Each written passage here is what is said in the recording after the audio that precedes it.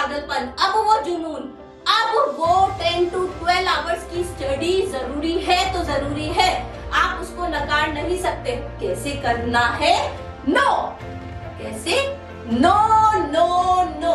किसके लिए लाना है पागलपन? किसी और के एग्जाम में तो नंबर नहीं आने वाले। अगर आप पढ़ रहे हो तो आपके नंबर आएंगे। 3 चीजें बताऊंगी, याद रखना।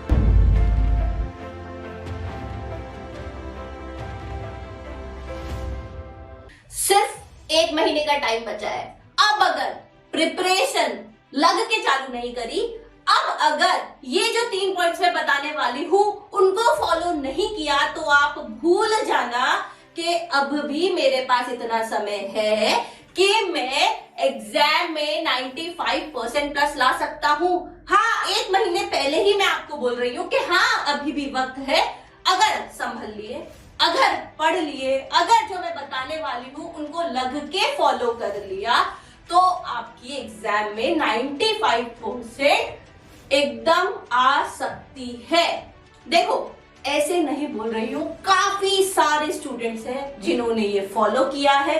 काफी सारे स्टूडेंट्स हैं जो आज स्टेट टॉपर बन चुके हैं, जो आज सीबीएसई टॉपर बन चुके हैं, जिन्होंने ये स्ट्रैटेजी फॉलो करी और वो भी एग्जाम से कुछ महीने पहले पढ़ के ही बहुत अच्छा स्कोर कर गए हैं। 3 चीजें बताऊंगी, याद रखना। अगर अच्छी लगती है, हाँ मैं कर सकता हूं या हाँ मैं कर सकती हूं, वो वाली फीलिंग अगर अंदर से आती है, तो ये तीनों पॉइंट्स आप नीचे कमेंट बॉक्स में लिख देना। सबसे पहली चीज है मैडनेस। दूसरी चीज है मना करना सीखो। मना कैसे करना है? नो। कैसे? No no no. और तीसरी है स्पेस। कौन सा स्पेस? चांद तारों का स्पेस? नहीं, इसके बारे में भी मैं अभी बताऊं। चालू करते हैं सबसे पहले मैडनेस। क्या है मैडनेस? मैडनेस है पागलपन, जुनून, जो चाहिए अब।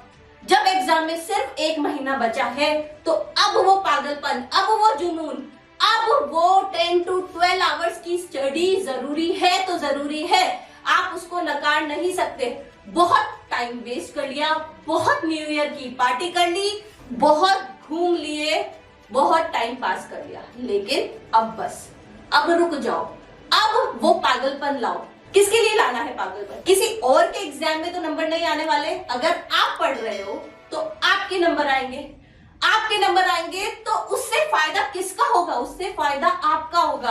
आपके पेरेंट्स जो दिन रात आपके लिए मेहनत कर रहे हैं, आपके लिए एक सपना देखते हैं, आपके लिए हमेशा सक्सेस की प्रार्थना करते हैं, उनके लिए, किसी और के लिए नहीं, तो उनके लिए पागलपन ले आओ, उनके लिए जुनून ले आओ। एक गांठ बांध लो कि रोज मुझे 8 से 10 घंटा पढ़ना है। पढ़ना है मतलब पढ़ना है। वो ऐसा टाइम होगा जिसमें मैं अपना स्क्रीन टाइम 0 रखूंगा। वो ऐसा टाइम होगा जिसमें मैं डेली का टारगेट रात को सोने से पहले डिसाइड करूंगा, और बिना कंप्लीट हुए, चाहे वो 8 घंटे में हो जाए, चाहे वो 10 घंटे में हो जाए, चाहे वो 12 घंटे लगाए, चाहे वो 14 घंटे लगाए, लेकिन जो मैंने आज का टारगेट बनाया है वो मैं पूरा करके ही सोऊंगा। ये पागलपन, ये जुनून अगर आपने ले आया ना, तो आपको कोई नहीं रोक पाएगा। क्लियर है? तो पहला है मैडनेस। दूसरा, मना करना सीखो। क्या मना करना है? ये मना करना है कि जब भी एक वो मैसेज आता है व्हाट्सएप पे दोस्त का, हेलो क्या कर रहा है, चल चाय पीने चलते हैं, चल बर्गर खाने चलते हैं, चल थोड़ा तफरी मार के आते हैं, चल थोड़ा घूम के आते हैं, बाद में पढ़ लूंगा। उस वक्त आपके दिमाग में बस यस कहने के लिए वो एक 5 सेकंड आएंगे। अगर आपने उस वक्त सोच लिया कि नहीं यार पढ़ लेता हूं, पढ़ने बैठा हूं तो पढ़ लेता हूं, घूमने तो कल जा सकता हूँ, घूमने तो बोर्ड एग्जाम के बाद भी जा सकता हूँ, अभी इतना समय से भी तो घूम रहा था ना। अब अगर 1 महीना पढ़ के बोर्ड एग्जाम को अच्छे से क्रैक करके फिर घूम लूंगा, तो क्या चला जाएगा? कुछ नहीं जाएगा। अगर अभी स्ट्रिक्ट रह के पढ़ लिया तो 95% मेरी है। अभी थोड़े दिनों में ना बहुत इनविटेशंस आने वाले हैं। चाचा की शादी में जाना है, मामा की शादी में जाना है, मासी की शादी में जाना है। कोई बात नहीं, एक किस्सा बताती हूँ। एक इसराइलाइट था, जेई की प्रिपरेशन करना था। आज वो काफी अच्छे आईआईटी में जा चुका है।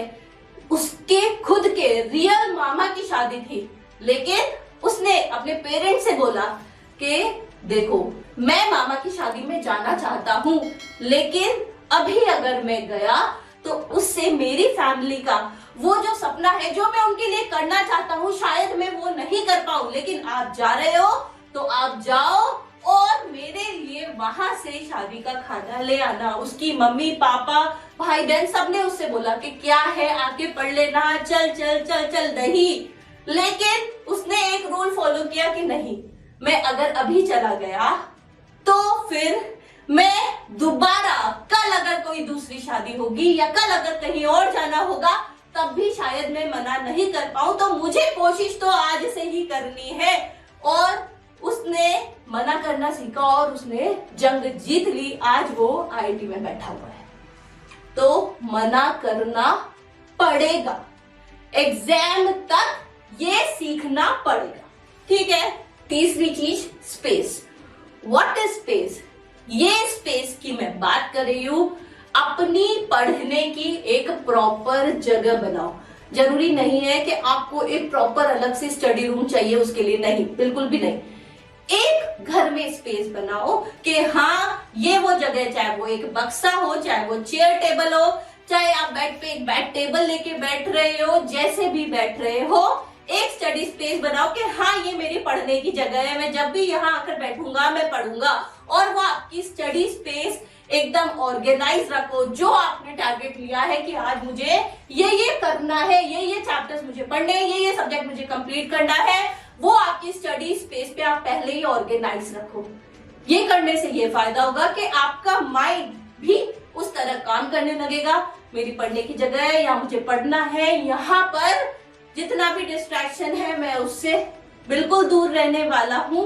अगर आपने अपने माइंड को भी इस तरह ट्रेन कर लिया तो देखना आपके लिए ये बहुत फायदा होने वाला है। और वो जो स्टडी स्पेस है उसको इसी तरह बनाओ कि अब जैसे बोर्ड एग्जाम आने वाले हैं, तो बोर्ड एग्जाम के लिए जो आप प्रिपरेशन कर रहे हो, जो आप सैंपल पेपर सॉल्व कर रहे हो, जो आप प्रीवियस ईयर के पेपर सॉल्व कर रहे हो, वो भी उसी जगह 3 आवर के स्लॉट में करना चालू कर। अगर आपने ये अच्छे से फॉलो कर लिया तो आपको बोर्ड एग्जाम क्रैक करने से कोई भी नहीं रोक सकता। क्या करना है? 3 चीजें फॉलो करनी है अपनी लाइफ में। एक और चीज का ध्यान रखना, अपने आप को हाइड्रेटेड रखो, प्रॉपर हेल्दी फूड खाओ। ये अगर आपने कर लिया, आप हर जंग जीत जाओगे। All the best.